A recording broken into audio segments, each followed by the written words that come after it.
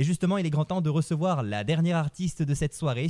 Il s'agit de Fanny et elle va nous parler de body painting. Bonsoir Fanny. Bonsoir. On est ravis de vous avoir avec nous sur les ondes de Variance FM, c'est un plaisir. Mes plaisirs partagés. Écoutez, en tout cas, j'ai beaucoup de questions à vous poser sur ce que vous faites, mais pour commencer, qu'est-ce qui vous a donné envie de vous lancer dans le body painting? À quel moment vous êtes-vous dit finalement que vous aviez envie de faire corps avec cette activité? C'est le cas de le dire. En fait, je suis déjà, avant de faire du body painting, j'étais déjà artiste. Je fais des tableaux, des fresques personnalisées, des bijoux, des choses comme ça. Et j'avais envie de diversifier mes activités et surtout de faire une activité qui me permette d'être plus proche des gens. Et j'avais envie en fait de mettre à l'honneur le corps, montrer que ça pouvait aussi être un support pour une œuvre d'art en fait. Voilà, parce que j'aime bien la photo et j'aime bien le contact humain, donc ça complétait mes activités. D'accord, alors on rappelle pour nos amis auditeurs que le body painting, c'est le fait de peindre directement sur la peau en fait, c'est ça? Oui, tout à fait, oui. Et alors sur Oui, quelle oui. partie du corps justement peut-on faire du body painting, tiens? Concrètement, tout est possible. Tout est Dans possible. l'absolu. D'accord. Après, la plupart du temps, il y a beaucoup de demandes événementielles pour peindre le visage des enfants ou des adultes pour, je sais pas, une soirée Halloween dans un bar ou une kermesse pour une école. Ça, c'est souvent sur le visage. Mais après, il y a des demandes de body painting entier ou simplement sur le torse ou sur le ventre pour les femmes enceintes. C'est vraiment très varié. D'accord, oui, tout est possible en fait. Oui, tout à fait. D'accord, alors comment se passe une séance de body painting? J'imagine que vous ne vous jetez pas à corps perdu justement dans la peinture et qu'il y a des étapes préliminaires. Oui, oui, tout à fait. Il y a tout un travail de rencontre en amont où la personne me contacte. On voit ensemble quel est le but de son projet. Si c'est pour un projet personnel où je dois peindre, par exemple, une femme enceinte et doit lui peindre son ventre, il y a de longues discussions pour cerner le modèle qu'elle veut. Je lui fais des croquis.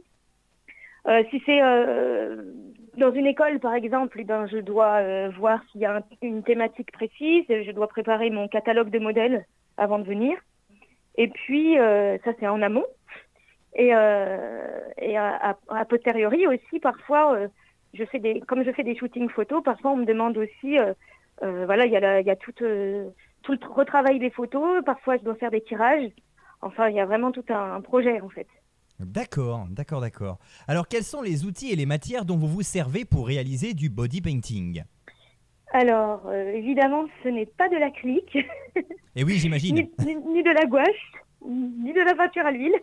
C'est des fards à l'eau qui sont spécialisés pour le body painting et j'utilise en fait des produits professionnels qu'on ne trouve pas dans le commerce, qui sont hypoallergéniques, non toxiques et qui sont vraiment très résistants tant qu'on ne passe pas à la douche.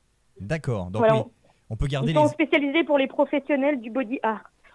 Oui, on peut garder notre body painting pendant un certain temps sans aucun problème en fait. Ah oui. Il n'y a aucun risque. Ils sont très contrôlés.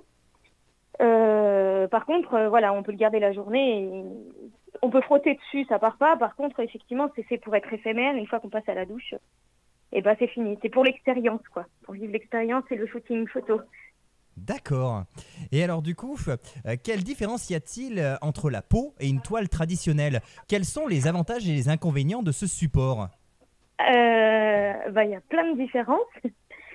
Déjà, parce que quand je fais une toile ou une fresque sur un mur, je lui demande pas son avis. Bien sûr, oui. Je peux peindre ou travailler un projet artistique pendant 15 heures, ça me pose pas de problème, éthiquement parlant, alors qu'avec quelqu'un, évidemment, il y a tout un aspect rencontre humaine. En fait, c'est à la fois créer une œuvre d'art, mais à la fois proposer un soin à la personne. Il faut que ce soit un moment de détente, de plaisir. Donc, tout cet aspect-là est pris en compte dans l'expérience. En fait, il n'y a pas que la création de l'œuvre.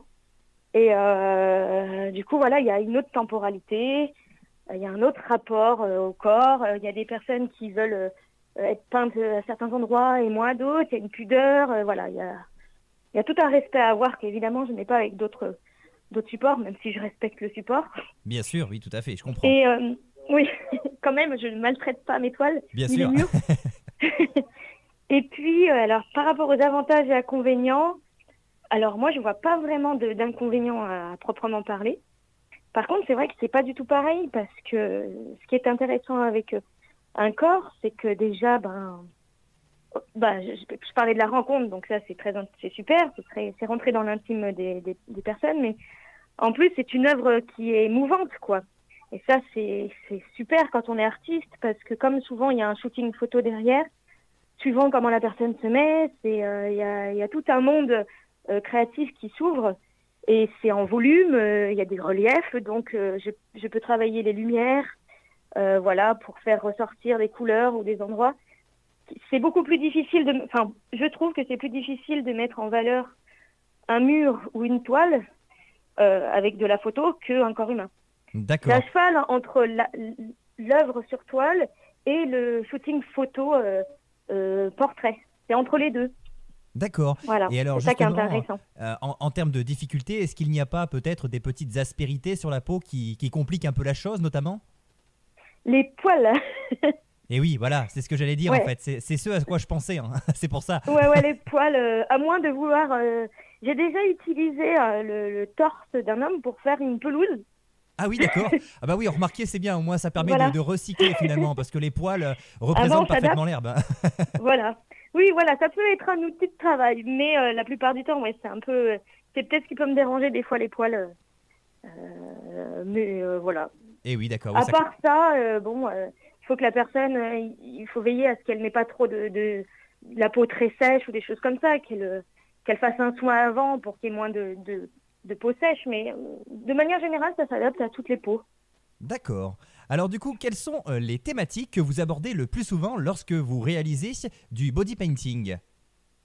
Euh, Quand c'est avec des enfants, pour faire le maquillage visage, je dirais qu'il y a beaucoup de motifs floraux ou des animaux. Et en fin de compte, c'est un peu la même chose quand tu fais, par exemple, je fais beaucoup de belly painting, donc le maquillage sur le ventre des femmes enceintes. Là, c'est pareil, il y a les animaux, la nature, et puis les dessins animés aussi, les Walt Disney reviennent souvent. D'accord, oui, donc c'est une thématique qui revient assez régulièrement en fait. Oui, oui, oui. Après, il y a de tout, hein, mais c'est vrai que les dessins animés et la nature, c'est quand même assez demandé, ouais. D'accord. Et alors, du coup, quelles sont les personnes qui font appel à vous pour faire du body painting? Vous en parliez tout à l'heure, il y a les femmes enceintes, c'est ça en fait, pour Oui, se faire peindre leur ventre? en fin de grossesse, oui, c'est ce qu'on appelle le belly painting. Donc elle m'appelle, et puis je fais souvent l'acoupler par contre avec un shooting photo. Donc oui, il y D'accord. a les femmes enceintes, il y a je travaille des fois avec des bars, des boîtes de nuit, des écoles, dans des festivals. Parfois, c'est des projets personnels que je fais pour faire des œuvres d'art après que je mets en vente aussi. D'accord. Donc là, je fais des appels d'offres, des appels à modèles. Mais le plus souvent, c'est les enfants, les adultes pour l'événementiel ou les femmes enceintes, en D'accord. règle générale. D'accord, d'accord. Et alors, quelle est l'œuvre de body painting dont vous êtes la plus fière de par sa difficulté ou son originalité? Ah, bah alors ça, c'était pour l'événement Road Movie l'année dernière. J'ai exposé à la Chapelle des Cordeliers une photo d'un body painting que j'avais réalisé entièrement sur deux personnes, un homme et une femme, que j'ai peint en peinture fluorescente. D'accord. Et il représentait le feu et la rencontre entre le feu et l'eau. Donc il y avait les deux. Ils incarnaient chacun deux éléments. Et ça, j'en suis assez fière parce que c'était un projet ambitieux qui m'a pris 8 heures. Ah oui, quand Que même. le corps était pas entièrement, les deux corps étaient pas entièrement. Donc on a fait une pause de pizza. Et oui, j'en suis assez. C'était assez ambitieux quoi pour moi. Donc Oui, puis et ça a été exposé quoi. j'imagine que le rendu dans le noir devait être vraiment magnifique en fait, hein, avec Ah, la peinture euh, fluorescente. c'est surréaliste. Autant en D'accord. photo, on voit, mais on peut imaginer que la photo, c'est de la retouche, alors que pas du tout. Mais quand on voit en vrai des gens qui brillent dans le noir, c'est quand même assez fou, ouais. D'accord. C'est assez fou. Et du coup, est-ce qu'il vous est déjà arrivé de faire face à des demandes un petit peu insolites dans le domaine du body painting? Des particuliers qui vous auraient demandé des choses complètement folles en fait? Je dirais pas folle. Ou alors, si c'était trop fou, je refuse. Si ça me paraît un peu bizarre, un peu louche. Mais j'en ai pas eu tellement des folles. Par contre, insolites, j'ai eu un rappeur auvergnat qui a fait appel à moi pour que je le maquille en loup pour son futur clip. Ça, c'était Ah oui. Ah d'accord. original. Oui, c'est original, effectivement, tout à fait. Ah ouais, Donc, ça fait partie des demandes un petit peu, ouais, un petit peu insolites que vous pouvez avoir et j'imagine que vous en aurez certainement beaucoup d'autres. eh ben, j'espère, oui, parce que le milieu un peu audiovisuel, en fait, peut être très friand des contenus avec le body painting. C'est assez intéressant. Et là, c'est vrai que c'était assez satisfaisant de voir après le clip qui parlait d'écologie en plus de nature. Voilà, donc j'étais bien contente, ouais, D'accord. de participer à ce projet. Et alors, est-ce que comme la plupart des artistes, il y a un message caché derrière vos œuvres? Alors derrière mes œuvres, oui. Quand c'est moi la commanditaire, ma propre commanditaire, je veux toujours raconter quelque chose, une histoire, ou transmettre un message. Et quand je fais un body painting moi-même, où je travaille avec des modèles, là par exemple la rencontre entre le feu et l'eau, je fais de la poésie en général qui complète les œuvres. Après, quand c'est pour travailler avec d'autres, je m'adapte surtout aux demandes et aux besoins des personnes en fait. D'accord, oui, bah, j'imagine, tout à fait. Vous avez des demandes assez éclectiques, donc forcément, le message varie selon les personnes, en fait. Oui. Et là, j'essaie surtout de traduire le message des autres. C'est tout un enjeu d'essayer de. C'est pour ça qu'il y a un travail en amont qui est important, où on doit beaucoup discuter pour savoir pourquoi on fait appel à moi, quel est le but, quelle est l'ambiance à instaurer à travers le body painting. Et voilà, mais tous les messages sont, s'ils sont bienveillants, sont les bienvenus. D'accord. Et est-ce qu'il vous est déjà arrivé de prendre part à des projets de plus grande envergure dans le monde du spectacle, notamment? Alors j'ai déjà fait des body painting en live. J'ai travaillé par exemple avec la Pamparina D'accord. à Thiers où j'ai peint une personne. Alors c'était son torse et ses bras et son visage, voilà, sur le thème de la musique. Et j'en ai fait un autre sur le thème du monde de demain dans une chapelle, voilà, où pareil le torse. Ah oui. En tant que performance, en fait, en performance en live, ça c'est un public. D'accord. Ah oui, donc comme quoi il est possible d'en faire également un véritable spectacle. D'accord, oui, oui. Ah, complètement. Ou pour compléter un spectacle. Et oui, il me semble d'ailleurs que j'avais vu une troupe qui s'était présentée à la France à un incroyable talent, ça devait être l'année dernière justement, et qui faisait justement une sorte de body painting en fait, c'était un peu le même principe. Oui. Donc si je dis pas de bêtises, oui effectivement, c'est quelque chose qu'on voit régulièrement dans le milieu du spectacle, et peut-être que de votre côté, un jour vous aurez le plaisir de faire des prestations comme Ah, ce celle-ci. serait super, oui. Oui, alors moi, je n'ai pas la télé, mais j'en ai entendu parler de cette émission. Mais c'est vrai qu'il y en a qui font des défilés, en fait, de body painting. Il y a des concours nationaux et internationaux aussi. Donc oui, moi, je serais ravie de participer un jour à ce genre de compétition, ça c'est sûr. Alors justement, puisqu'on parle un petit peu de projets, eh ben justement, quels sont les vôtres? Est-ce qu'il y a des choses sur lesquelles vous allez vous concentrer, ou peut-être des demandes que vous vous apprêtez à saisir à bras le corps, c'est le cas de le dire? Concernant le body painting, Oui, tout à fait. alors j'ai toujours en ce moment, j'ai plusieurs projets en cours de belly painting avec les femmes enceintes, voilà, pour le mois de mai et de juin.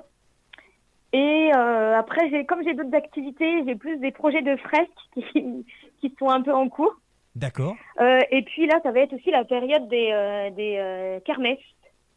Voilà. Donc en général, au mois de juin, je travaille avec les écoles où je fais plein de belles choses. Je participe à festoyer avec les enfants.